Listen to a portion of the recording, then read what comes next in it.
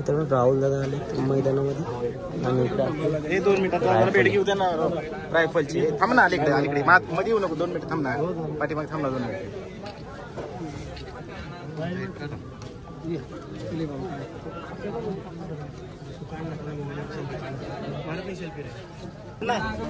भेट घेऊ द्या या की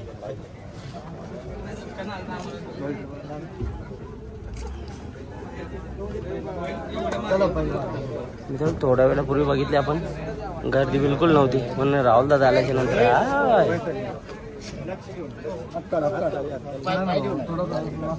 बाजूला